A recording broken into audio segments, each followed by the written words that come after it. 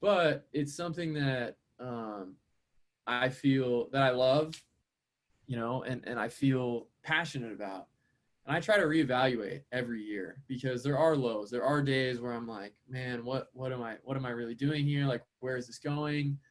It's hard to see a light at the end of the tunnel, but those days are few and far between, to be honest. Most of the time I feel passionate about the music that we're making, and it is a business to us, and it's kind of like a baby. You're starting to something where it's really hard to grow it, and it can seem bleak at times, but I'm confident that if our group stays together and keeps keeping on, like, I'm confident that we're gonna achieve the success that we all like strive to have. Welcome to the Choir Baton, a podcast designed to engage with people in stories, ideas, and inspirations stemming from choir. No other art form, no sport, no hobby, no business requires a group of people to execute a communal goal with just their voices. Join me, your host, Beth Philemon, as I interview guests who are singers, teacher conductors, instrumentalists, and community members. Together, we'll ask questions, seek understanding, and share insight from our experiences in life and in choir. Well, welcome, Choir Baton listeners, to another episode of the Choir Baton podcast. I am so stoked to have Tommy from More Fatter with us today. Welcome, Tommy. Thank you. Thanks, Beth. Thanks for having me. Super stoked. Yeah. So Tommy and I just met. We've exchanged a couple emails, and you are the first TikToker I think I've reached out to about being on the podcast. Awesome. TikTok it's an amazing place. Like, it's just a crazy place. There's a lot of cool stuff that can come from it. Like, I know there's mixed opinions on it, but it's actually funny. We just shot a music video on Wednesday, and we flew in a TikToker from Austin who is an amazing dancer, and he was like one of the first dancers that actually used our new song in like one of his dances that did relatively well. And yeah, we just really wanted to have him in the video. It's cool stuff like that can happen from TikTok and like this. So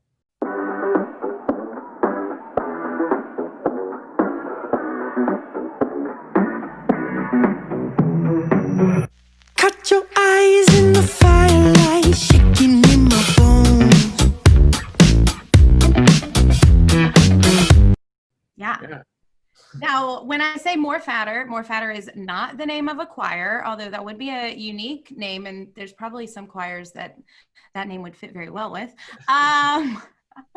But you guys are a band. You're like a conglomeration of all different kinds of cool styles and stuff, right? Tell us a little bit about More Fatter, and then we'll move into like why we connected. Yeah, for sure. Yeah, thanks. Yeah, More Fatter. We've been a band for like 5 years. And I started the band with really like my best friend from choir when we were kids. It's funny because like during rehearsal, we always used to talk about like how we dreamt of like forming a band someday. So it's funny how that came full circle. But anyways, yeah, we started the band about 5 years ago in the Bay Area, which is where we're from. And it started as a passion project. Like, we played. It was like a fun thing to do on weekends, like play shows for our friends. And yeah, I mean, we built a little bit of like a local following, but at that time it was a passion project. Like, we were working jobs / in school, and it wasn't really until like beginning of 2019 when we started taking it more seriously. We released a song called Yeah You, which people really enjoyed, and it inspired us to take it more seriously. At that point, we kind of started transitioning, putting more time into the band. And then a year ago, we all moved down to Los Angeles together from the Bay Area into a house. And yeah, we've made now we're pretty much spending as much time on the band as we can. We still all have like our like side hustles to get by. But yeah, we live together. We have a studio in our house. One of our band members is a producer and recording engineer. So we make all our music in our house. And yeah, we're basically just kind of going for it one step at a time. But living the dream of so many choir kids right now. Yeah. And choir teachers probably. Yeah, that's true. I'd say it's funny because our choir teacher, like the person who started our choir, the lady, she grew up like really close to where we live now. And she's an amazing woman. Like, so it's funny. Small world. Yeah. Small world. Well, I found out about More Fatter from the For You page. Just scrolling through, and there is this TikTok you made about the influence of choir in your life, right? Yeah. And I distinctly remember watching it and being like, this is so cool, because it was also about boys choir too. You talked about being in boys choir, and we all often know there's like this stigma, depending on where you're at and what kind of boys choir you're in, like what that can sometimes say about you, but then just choir in general. And then to see that you are making it as a professional musician today, like that's just such a baller story. Yeah. Thank you. No, I'm glad you liked it. It was fun to put together, and it's true. I mean, it's had a huge impact on my life, like as a person, as a musician, as like a band member, right. The whole shebang. So let's talk a little bit about it. How did you get into choir? I loved to sing when I was a kid. Like my mom would always say, I was like 2 years old, like singing everything in the backseat of the car. Probably like a classic choir kid start, right?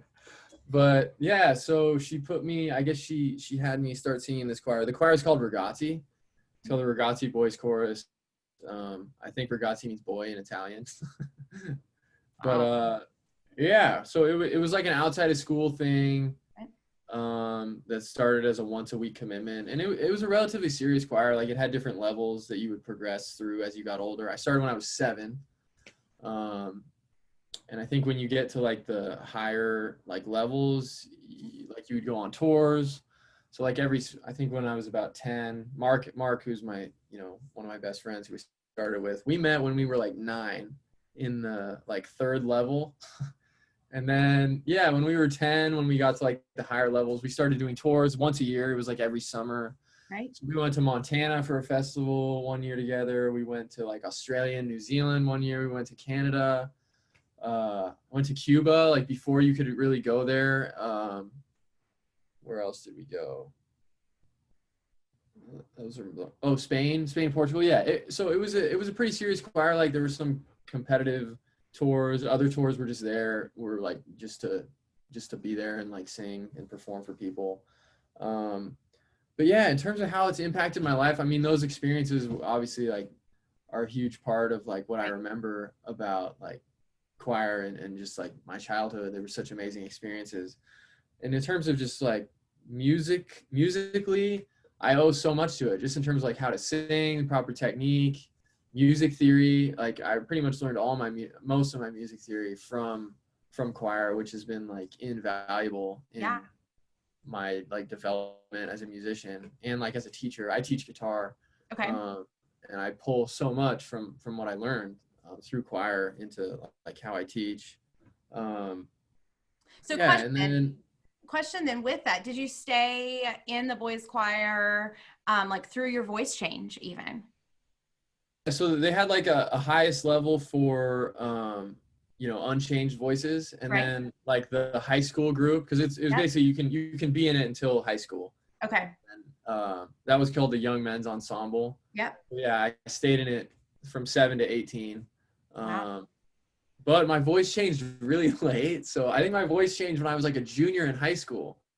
So I was in the like, YME group for my first 2 years. I was a tenor 1. I probably still am a tenor 1, maybe a tenor 2. But the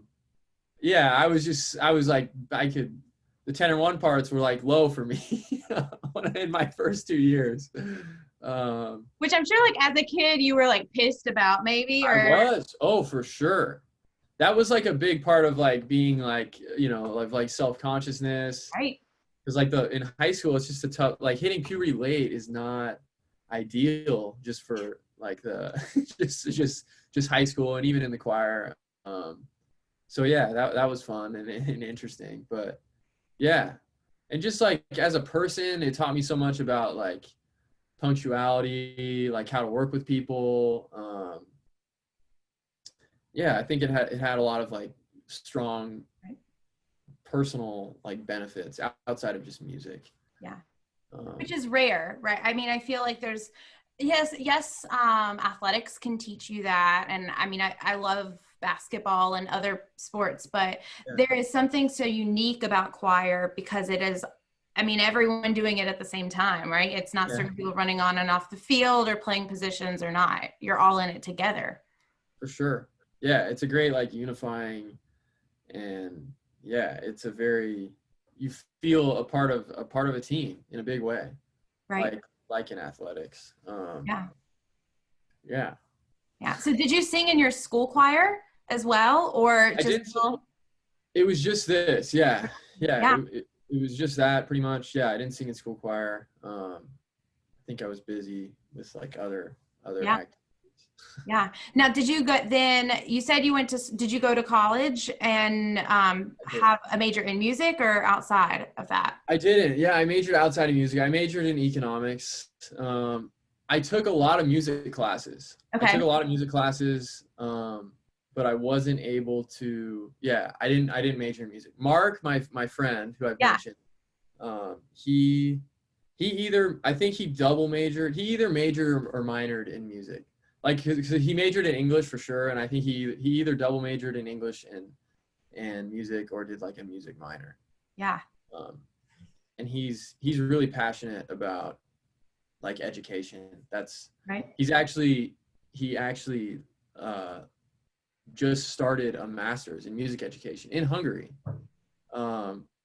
Which is like where he's Hungarian, so it's like a 10-month program.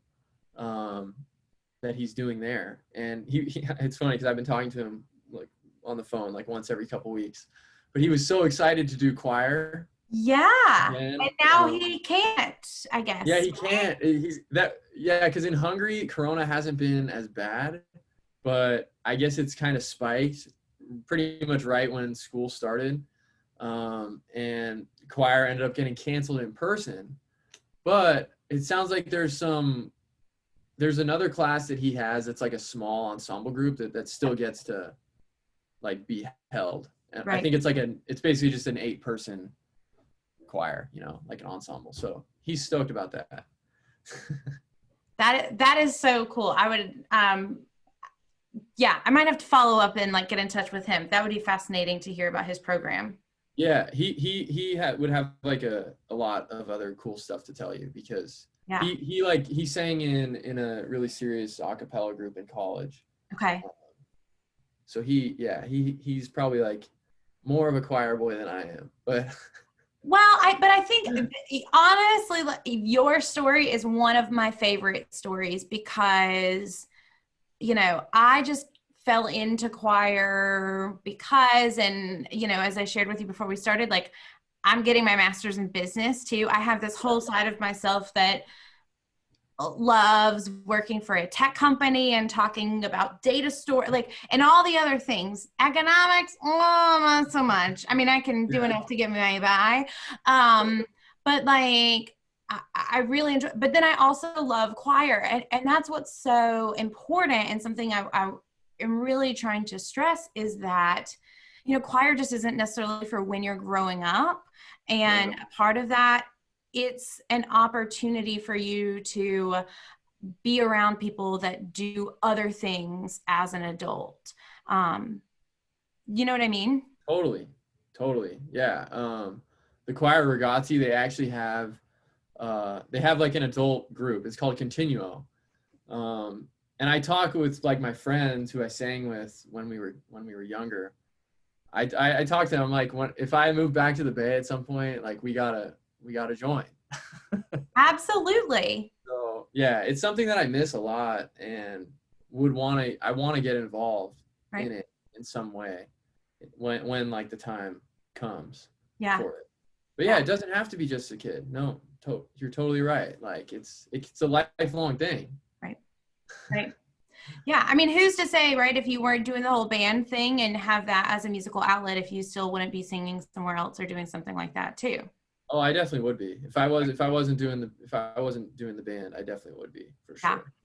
So And let's talk about that, because, that's huge. That's like so many kids' dreams, right? To be a professional musician. And I think it often, especially now more than ever, can look much more glamorous than at times it really is.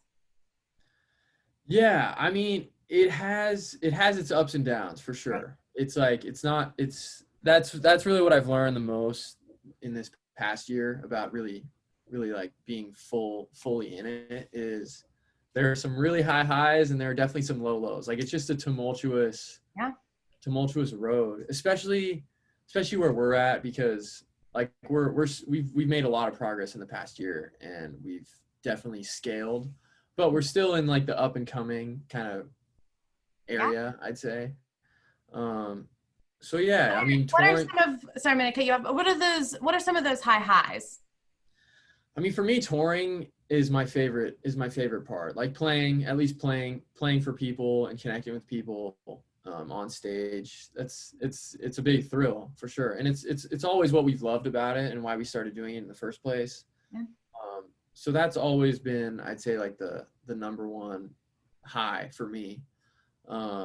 But also recording, like making and recording music, has become really enjoyable as we've learned more about it and have gotten better at doing it. Like, it feels really good to complete something like a song even, and then bring it to life in the studio and turn it into this thing that you've made is super cool. Yeah. I mean, recording is a daunting process, right? Like, as great as it is to be live and be able to like let go of sometimes mistakes, there's that grind when you start recording that is not to be understated. Totally. And that applies for choir music. Like, I listen to Chanticleer like regularly, just because I like they sing a lot of the songs that like I sang, that we sang way back when, and they're just amazing. But yeah, recording is crazy. It's literally, it's amazing. Like, the things that you can do to end up like coming up with the product that you make there's no right or wrong, and it's just about diving in and figuring out like what works best for you. And yeah, it's not something where you can get good at it overnight. So yeah, it takes a lot of just practice and just trying stuff. But that's been really cool about our band. Like, we all listen to each other, and we're able to kind of, we like to give any idea a fair shot. So yeah, and Gustav, who's our bass player and producer, he's really talented at it. Yeah. So it's been great working with him, and we've seen him grow a lot just in the past year. You said there's no right or wrong to it. All right. Like, that is a hard thing to swallow, I feel like, especially as a musician that wants to get things right, especially classical musicians that are used to reading notes on a page and reading the score that way. How have you reckoned with that? There is no good or bad. Yeah, it's hard. It's hard to let go of like the perfectionist side as a musician, because it's so easy to want everything perfect, want every hit to be like right on the downbeat, have every note be like perfectly in tune. To me, when you go for that, because you can produce songs that way, like you can edit things and have things be perfect. To me, it just kind of makes the music lose. Every time you do that, it like loses a piece of its soul. So our philosophy is we like to try to get things as good as we can. Like, when we're doing a song, I mean, most of the songs, the way that we record music, it depends on the song. Like, sometimes we record things live, sometimes we record it piece by piece, but typically we like to have the true like integrity of the take like come through. Right. And there might be imperfections, and there are imperfections in our music, at least. But yeah, our philosophy is to really like keep the soul intact. And it's hard because when you listen back, you're your hardest critic, and you can hear everything that's a little wrong. If a note's a little sharp, or if it hits a little early or late. Like, I'm guilty of being like, hey, I think we should maybe like edit that, or I think we should re-record that. But we try to try to be more as hands-off as possible. Obviously there are certain egregious things that like have to be fixed, but yeah, you know, that's kind of our philosophy. Makes sense. Fun. Yeah, it's been fun because like we are a group that has a lot of singers, so it's fun. It's fun like coming up with parts too. Like we like to incorporate harmonies. A lot of the stuff that we like learned, you know, back in the day. That's another one of my like I think highs. It's just still we're a band, but we definitely have like choral elements and just being able to like sing together with other people. And most of our songs have that element to them, which is a big part of like what makes it special for me. I love that. And I've listened and done the scroll and you know, and I love hearing that come through. And I think it adds such another element of just appreciation for the music that you guys are making as well. And then kind of along those lines, like what do you feel like, you said choir singing taught you a lot about technique and singing. So many times people say, and I have had students say so many times, like,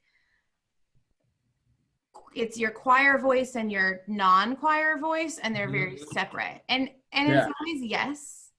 But there's sorry to interrupt. This is water for the record. I know it's a wine glass, but hey, I'm pretty sure that I have recorded episodes probably with a beverage in hand. So even if you were, okay, cool. Yeah, you're good. You're good. It could be vodka, and as long as you don't get sloppy towards, you know, as we progress, then you're good. Okay, cool. But I do appreciate the wine glass touch. But how have you worked through that? Do you think they're similar? Do you think they're different? What's the same? What's, you know, unique? Yeah, I think that's a good question. I like this question a lot. I really like, singing technique. I'm so thankful for choir because it's innate. It's innate to me now. Like, I think I always sing with good technique in a healthy way. Yeah. What's good technique for you?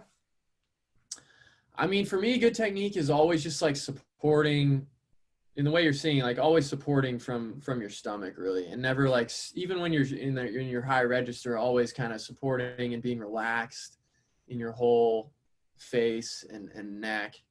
And yeah, even the notes that are maybe outside of your like comfort range, making sure that you're not doing it from here, but really, you know, getting your stomach involved. And breathing, I feel like I have, you know, good control of breathing. I can hold notes and parts like longer than probably like untrained singers would be able to. Right. But yeah, I do think that they're like, I feel like I kind of have two different voices. Yeah. Like I have the more smooth, like choir kind of way of singing, and then I have like kind of like a rock voice. Yeah. Like in the high register, if I want to give my voice some grit. But I still try, like I said, I still try to always support that way of singing. I'm so glad you offered to give us a demo of and like show us what you mean by that. Yeah. Oh, you want a demo? Why not? I can give you a demo, sure. Let's hear. So like I feel like the smooth choir would be like, let me see. Oh, see, it's perfect. Like, Angelus Domini nunciavit Mariae et concepite Spiritus Sancto. That would be kind of like the more smoother choir thing. Franz Biebel would be so stoked. Yeah, that's my favorite song. I think that's my favorite song ever in the whole world. I love that you know that. Yep. And then, I mean, I'm not really warmed up, so the higher kind of like rocker thing. Yeah. Would maybe be a stretch, but like, let's see. I've got my guitar here. What's a good song to kind of hit some higher notes? Totally throwing you on the spot here. Yeah. No, you are. Like, blanking on a good high song. This one's not that high, but like, some people call me the space cowboy. Let's see. Some call me the gangster of love. Some people call me Maurice, 'cause I speak to the puppeters of love. Yeah, I couldn't really get up there, but No, but I do. I hear it, right? And it's that Yeah. breath and the placement. yeah. It takes a proper warm up to get those higher ones. Case in point, right? Like warm-ups. Yeah. Oh, warm ups. That's like every before every show we do warm ups. Okay, what do y'all do then? What do we do? Yeah, like, this is huge. I mean, yeah, typically we'll start with like. I need every single choir teacher in the world to hear this right now, that a band does lip buzzes when they warm up, because Lord help me for all the kids that have been like, what are you doing? Yeah. Before every show, we do it as a group. What are some other good ones? Like me me mamo moo, me me mamo moo, me me. You know that one.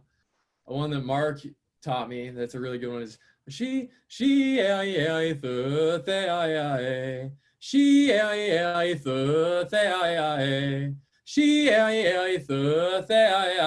love that one because it's like it gets the consonants going, and then your tongue. That's a great tongue. It gets the tongue going. That one's really good. He's got some really good ones. The other one that he showed me that's good is like it's like a falsetto one, but it's like shoo shoo shoo shoo. So you kind of like you do the first shoo and then waterfall like shoo shoo shoo shoo.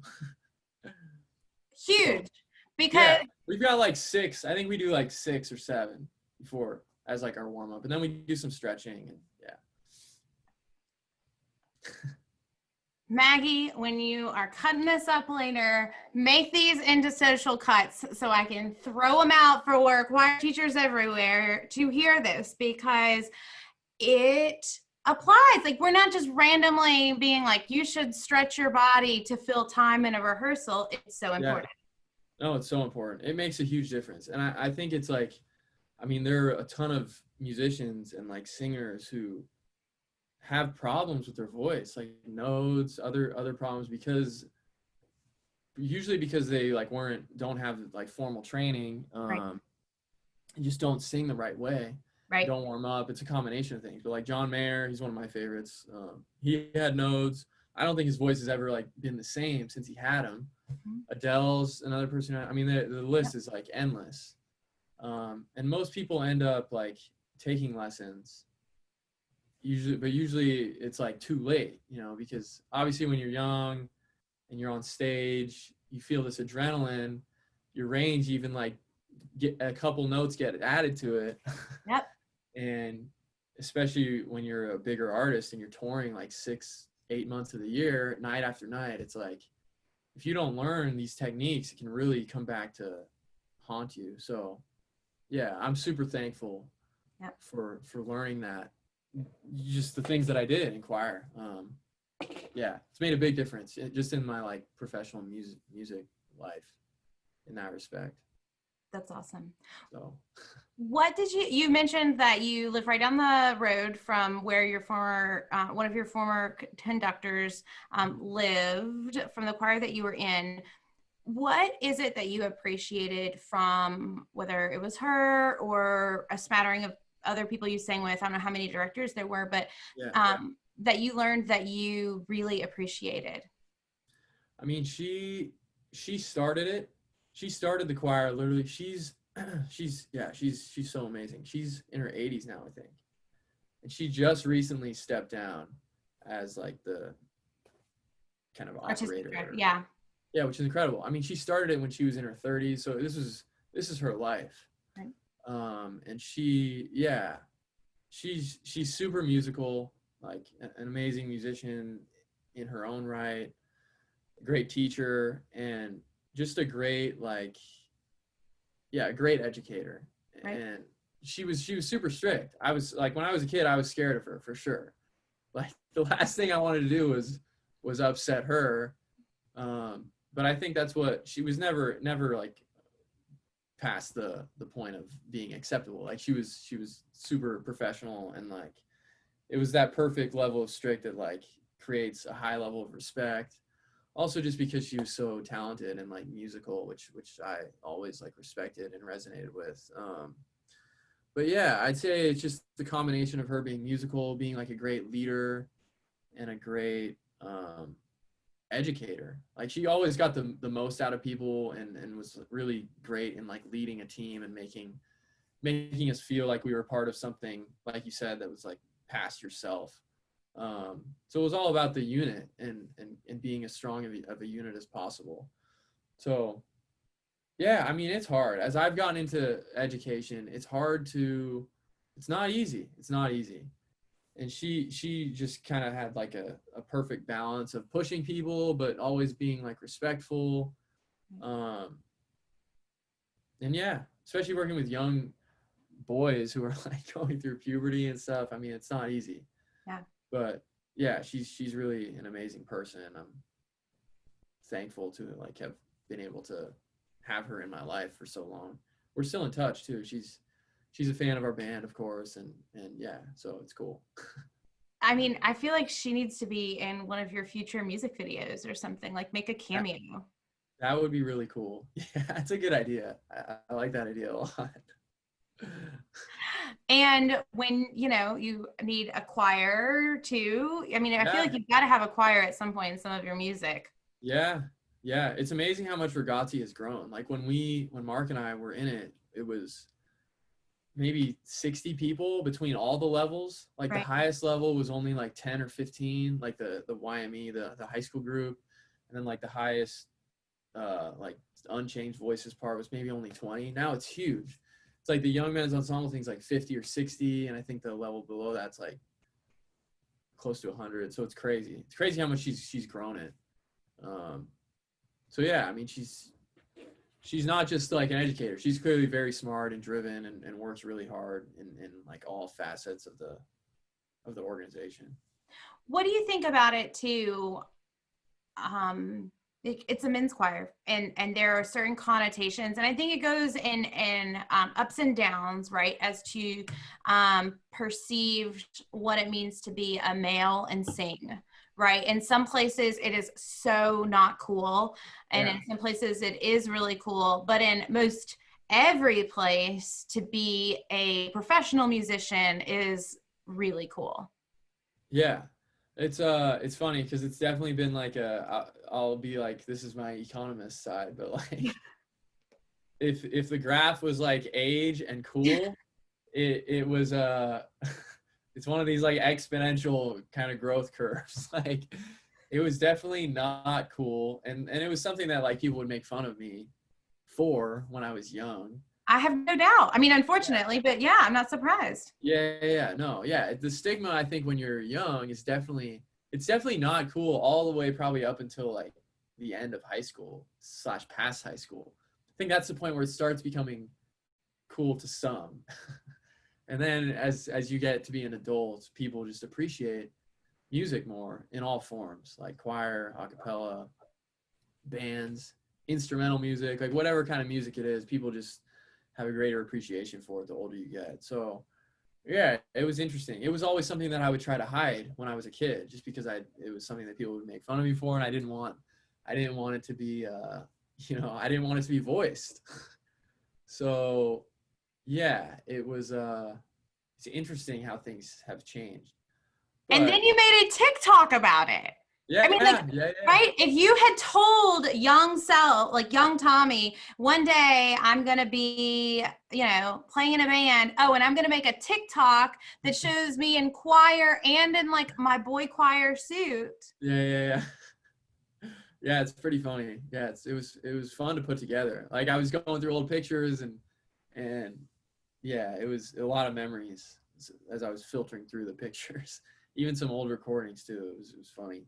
But yeah, I mean, my encouragement for people, it was cool on TikTok to see people that were actually like resonating with it and making them feel more secure and proud of being a singer and being in choir. That was cool for sure. And that's my encouragement for people, is like anybody who's interested, it's worth sticking with. It just has so much value. Regardless of where it'll take you, it's something that I think is invaluable for anyone. And if I have kids at some point, obviously I won't force them to do anything, but like it'll be something that I hope they take to. So yeah, highly recommend for anyone to do it and to not be ashamed of doing it, regardless of what people say. Because it's hard in that hard. context and in greater context. People are people. Yeah, people are people. It's way easier for me to say it now, looking back in hindsight. Like when you're actually living in the moment as a kid and you're feeling insecure about something, that's when it's like way harder to actually be able to stick with it. But as someone who's on the other side, hopefully my like advice will make some sort of difference to anyone that watches. Absolutely. Well, and you're still in this vulnerable state of music making as well, right? As you all record and put yourself out there in this other context that is quite frankly an even bigger scale and stage in popular music today. Do you still struggle with that of what am I doing? What are people going to say? Oh, for sure. Yeah, it's a continuation in like a different way. Because yeah, I mean, I think most people appreciate it and like root for you, but at the same time it's an unconventional like approach to adulthood. And yeah, it's something that is hard. I like it's because just the way the music business works, to be able to do it and make a long-term career out of it, you have to have a high level of success. I mean, everyone's goals are different, of course, but like some of my like life goals include like having a family, like having a like relatively like supportive and like stable career, which music can be, but in order to get there, you have to really take it far. So yeah, it's something that I'm sure like some people are judgmental of, slash wouldn't want to do themselves, slash like have their kids do, but it's something that I feel that I love, and I feel passionate about. And I try to reevaluate every year because there are lows. There are days where I'm like, man, what am I really doing here? Like, where is this going? It's hard to see a light at the end of the tunnel, but those days are few and far between, to be honest. Most of the time I feel passionate about the music that we're making, and it is a business to us, and it's kind of like a baby. It's kind of like for Joyce, who was my director. It's like when she started Ragazzi, it's the same kind of thing. It's like you're starting to something where it's really hard to grow it, and it can seem bleak at times. But I'm confident that if our group stays together and keeps keeping on, like I'm confident that we're gonna achieve the success that we all like strive to have. But yeah, I totally feel those downs. These are the down moments, the moments where it's hard to like find purpose in something that's like less conventional. And one of the beauties that you mentioned at the beginning of this was the freedom that you have, which is like a big pro, but it's also a con, because in that freedom it can be like hard to find purpose sometimes. So yeah, it's a double-edged sword. Absolutely. And I think it's also, you said this, important to note, right?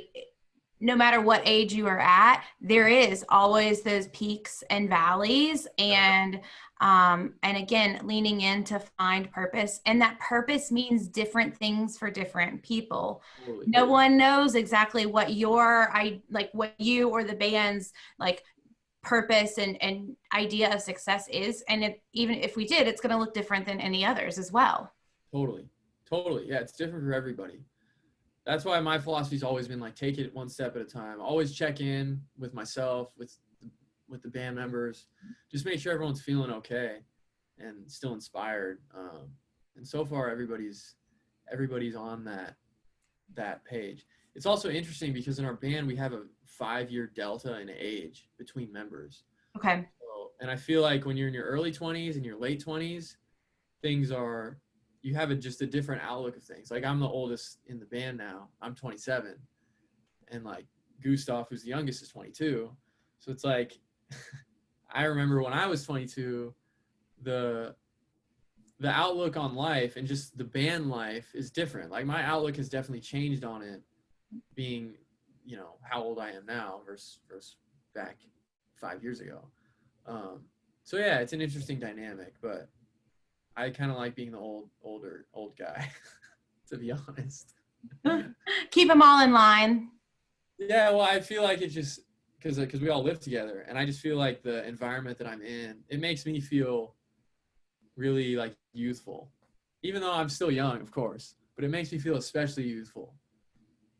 I think that's why a lot of us are, like, as teachers, I mean, enjoy that as well. And you said you teach guitar too. Like, it does, it keeps you young. Totally. It's fun to work with younger people, I think. Yep. I agree. Well, you know, one of the other things you talked about was taking things as they come and checking in and reevaluating, and the choir. And we talked a little bit about this with your friend. So the choir world right now in which we are living in is, it's overstated, but truly unprecedented, right? Who would have ever thought that it's literally unsafe to sing around other people? And that has relegated every single choir director that I know to lean into recording on some level. And for many of us, that has been very hard.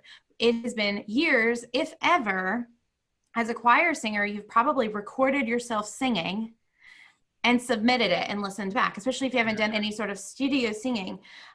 What, as someone that does record themselves singing and playing, what tips do you have for people that are new to this? And it's hard.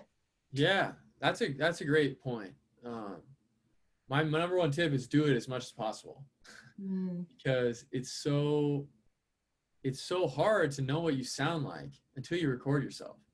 Like, this was a big part of my process in like really getting better as a guitar player, is like I was playing and practicing all the time, and I was like, oh, I'm getting pretty good. And then I recorded myself for the first time. I was like, oh, I'm not good. Like, this does not sound good. And I think it's the same way. It's the same way with singing, with any instrument you're trying to get better at. To really hear what you sound like, you have to record yourself. And I think everyone knows what they want to sound like, because everyone listens to music and listens to recordings. So I just think the process of recording and then listening back critically and listening to as much other music, whatever your influences are, like listen to as much of that as possible, and you can really like hone in and get a lot better much quicker than I think just practicing without hearing yourself back. So yeah, in terms of like, that's my advice for getting better. Yeah, record yourself consistently. That's a great way to track improvement. In terms of like actually recording style, I think it's simple for singing. Really, it's worth getting a mic, a condenser mic. They're pretty affordable. Like, you can get a decent one for like $50 to $100, and then you can use GarageBand, which is free on any Mac. And if you want to go deeper into the audio world, you can with like other interfaces like Logic or Pro Tools. But I think any singer that's serious about improving and recording, all you really need is a mic and a computer. But one thing that I should tell you that this could be cool to mention is Ragazzi. They've actually, because it's a Bay Area, they're like in the Silicon Valley, the tech world. They're actually like developing some sort of program where you can sing at the same time. And I think they just like successfully like launched it. And I'll send you this video in the email, but there's actually a video on their Facebook page of like the group singing together online. I've read the article. I know exactly what, I did not put two and two together until you said, I know exactly what you're talking about. Yeah. I think that's it. Mark's someone who told me about it, because he was pitching it to like the school in Hungary as a solution to like be able to do the choir class. So yeah, it's crazy. I just did not put two and two together that was the choir. I mean, now, yeah, that's crazy. Yeah. It's super cool. Yeah, I saw the video and it sounded, it sounded relatively good. Like, it was all in sync, which is like obviously a game changer. Yeah, absolutely. Okay, that is fascinating. What a small world. Yeah. Yeah. No kidding. That's so interesting. Yeah, we can link it in the show notes as well for people to go and check out what they're doing within that. Mhm. How much do you miss playing live shows? A lot. A lot. Um, yeah, it's especially a bummer because we actually had our first like national tour booked. I think we were supposed to leave, what's today, the 10th. We were supposed to leave like October 4th. So obviously it got canceled. But postponed. It's been postponed to next summer. Who knows if it'll actually be safe to go then. We're hoping, fingers crossed. But it's been tough. That's kind of probably created more low days, Right. just because a big part of like what you look forward to is the live aspect of it. We are exploring doing some like backyard style shows between now and whenever the pandemic ends. Obviously, it's going to be tough with the weather getting worse, but we You are in say that as California. you're in LA, but Yeah, yes. And yeah, other parts of the world, yes. yeah. No, I know. LA, the winter is my favorite. I love it. But yeah, the concept for it was like find a spacious enough backyard and someone willing to host to have like 25 people socially distanced with masks, and it'd be like an acoustic style show, just an acoustic guitar, some djembes, and then just like a lot of vocals and harmony stuff. So that's something that we're planning and are probably going to do within the next few months. So anyone that's interested, we're going to try to make it a not just like a California thing. It would probably be like a southern U.S. thing for the winter, just where it's Yeah. like warm enough. So for Uh, anyone that's potentially interested, you should follow us on Instagram because that's where all our like updates on that would be. I mean, yeah, we'll talk. Yeah, that would be really cool. And you let me Yeah. know too. We get a second phone thrown up and we'll let you go with the Choir Baton Instagram, right? And go live on that too. Yeah, that would Um, be cool for sure. Absolutely, right? Because that's the point, is connecting other people. And this is one final thing here that I want people to hear is this concept of innovation, right? Like, you are an example of someone that innovates as a singer, from like choir singer into, how you continue to sing, but that influence is there. Same thing with how you are innovating with your tour and the Yeah. backyard sings and shows and stuff like that. And I really want to encourage the choir community to continue to think of unique ways of innovating. Yes, you are wearing masks or doing this, that, and the other to innovate, but like, how can you like creatively cultivate opportunities for music to still be made? Yeah, I think it's super important. It's super important, and like that's kind of part of being a musician. I feel like is there, and in any capacity, there's like a creative element to it. Um, so I think the number one thing is just continually being inspired, and being inspired usually will lead to initiative and like creativity. So it's hard to like pinpoint specific method on how to like be creative and innovate outside of, at least for me, it's always been like inspiration. Whenever I'm feeling inspired, motivated, and like with people around me that fuel that, usually we're able to come up with like great stuff, whether it's music or an idea for a tour or a music video concept or like a TikTok even. Whatever it may be. So that's probably my number one advice is like do whatever gives you inspiration and be around and associate yourself with people who inspire you. Um, I think if you do those things, then the innovation and creativity will kind of just birth itself. I love it. I love it. Thank you so much for being a Yeah, guest with us today, Tommy. thank you for having me. That was super fun. Your questions were awesome, and just Oh, getting to hear your backstory and talking with you. Yeah, it's been great. Super awesome. grateful for TikTok putting us, drawing us together. Yeah, yes, I am fascinated with TikTok. So people have heard me say this before, but while the choir community was whining and moaning and complaining, and rightfully so to a certain extent, about an inability to sing in person with others, and that we can't sit, choir online is not choir, and like I like most of the world got on TikTok after throwing up arms against it, and even as a social media lover. For a long time. I got on it during quarantine and I was like, people are singing together. Like people are duetting stuff. They are adding and adding and adding. Like more people singing is happening online, and we've got to stop saying that it isn't. So yeah, TikTok is, I'm here for it. I'm probably to my detriment at this point right now, but I am here for it. Yeah, I feel you. I feel you on it. Yeah. So how can people find out more about you, Tommy, and More Fatter? Where can they follow you? How can they stay up to date?